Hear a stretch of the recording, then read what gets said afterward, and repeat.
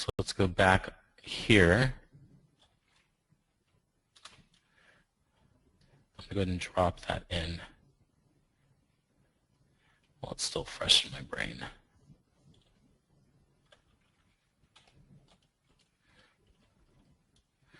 And this guy needs to fan out like that.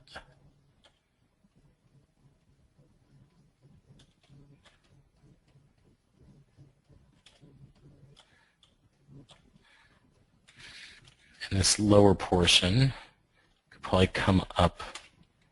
Actually, this whole area could probably come up a little bit now that I've done this.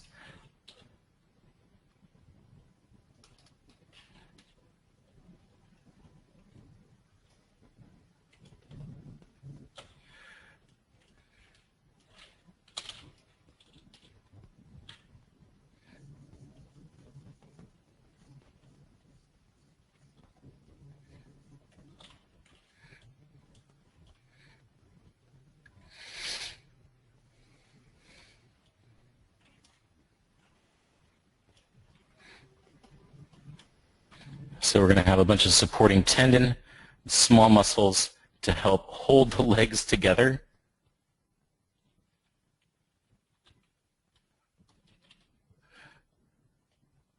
At least that's how I'm seeing it. Let's see if this is pulling back. I'm sure there's something that comes back through here like this. At least that would make sense to me.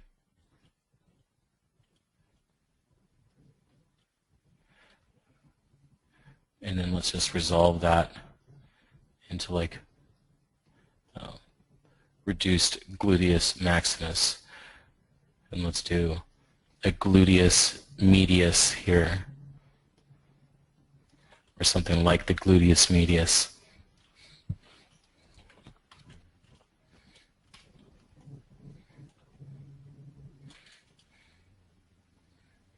And still I'm not touching the wings.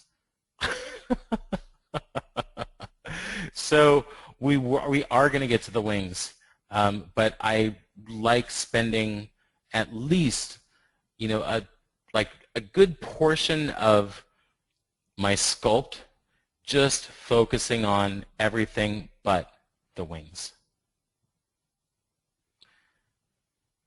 Just like I feel like, because well, the wings need to be like a rock star, right? They need to be standing on their own. The body needs to be a rock star of your sculpt, and the head needs to be a rock. I mean, you want everything to work together and to have, you know, a fair amount of attention put into it.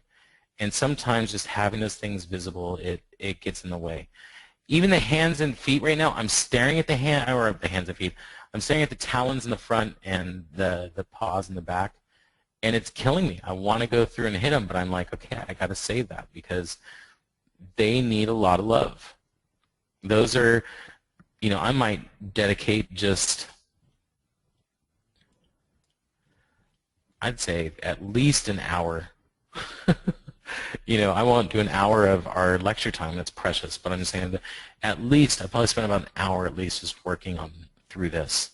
You know, and that's a good amount of time, at least on a first pass. I think right now I could probably start things up. It was good if I turn perspective back on. All right, so I went through the body, and now let me go back to the head, and let's look at some of the muscles up here. And you know what? It's time for us to bump up our resolution. So from 128, I'm going to go to 256, which is going to take us from 128,000 polys upwards of 500,000 polys.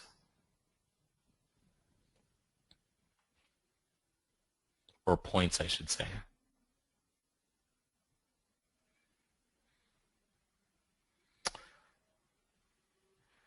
Oh, it might chug a little bit. Yeah, 527,000. There we go.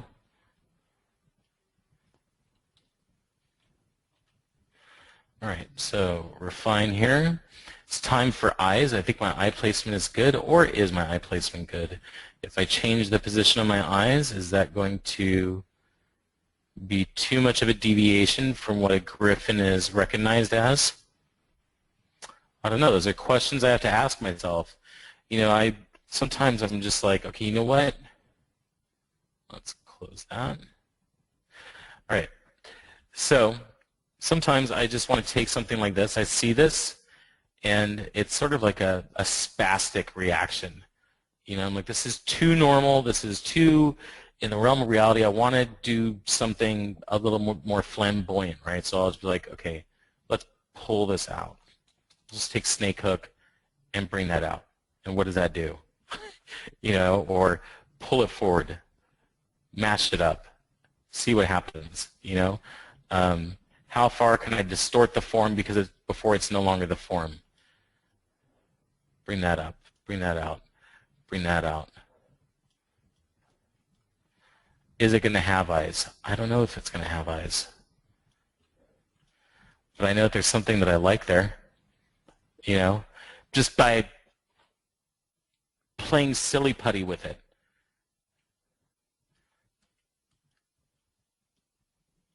Happy accidents. You sneeze in a petri dish and all of a sudden you have penicillin 10 days later. I'm just kidding. But I don't know. I mean, honestly, I might like this in the silhouette, right? It is a little disgusting, Justin. All right. But you got to leave room for that, right? The happy accident and just randomness, an element of chaos. Jeff Goldblum in Jurassic Park, right?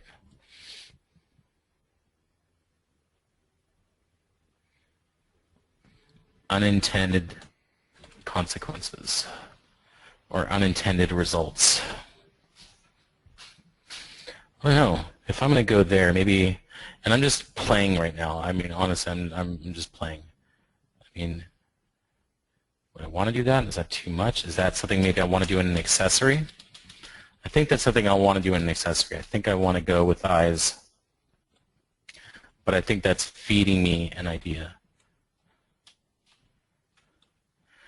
I don't know. I look at this now, and now this seems so controlled and boring.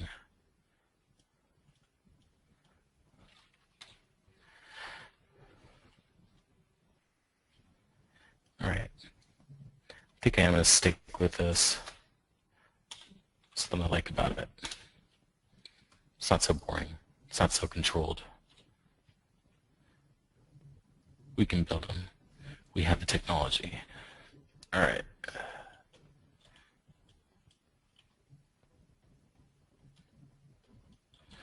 Start elaborating on some of this.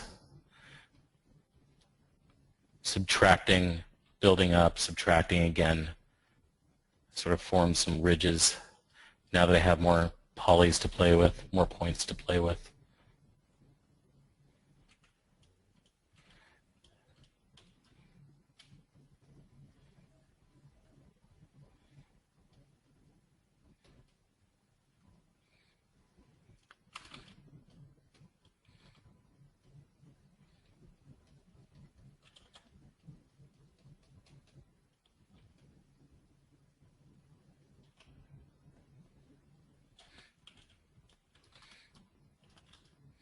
Really start defining the beak.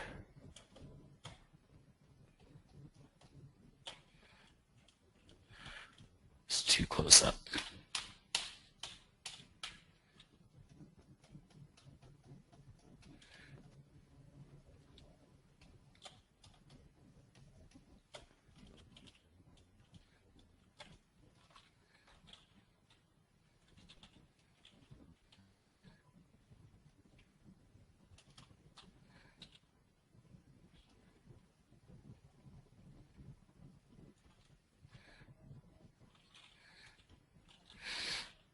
Might even be time to start carving in.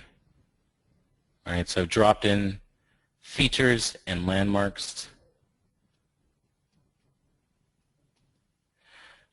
And I'm looking at this and I'm searching for the graceful line that exists in this area. I know it's there. I know it's sitting there in the silhouette somewhere. You know, let's do eyes while I'm thinking about that. Let's drop in a sphere.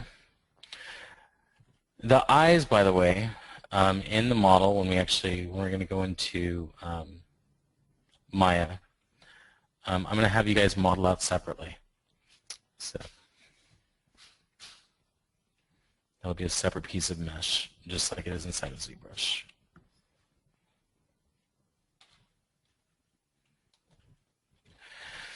You know, I have a couple like cheap things that I do sometimes, and sometimes I like it, and sometimes I don't. And sometimes I'm like, why did you just do that? Whenever I'm doing a creature, I have this tendency to want to drop 20 eyes on the damn thing. I think it goes back to a book I read when I was a very, very little kid called A Wrinkle in Time. And I think it was the second book in that series. And I think it might even have been a Wayne Barlow or Wayne Barlow inspired illustration. There was a creature that was made entirely of wings and eyes inside the wings. And this was probably around, I don't know, 1980, 81.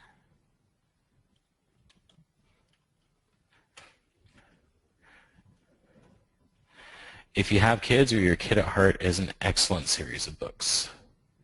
It starts the book called A Wrinkle in Time.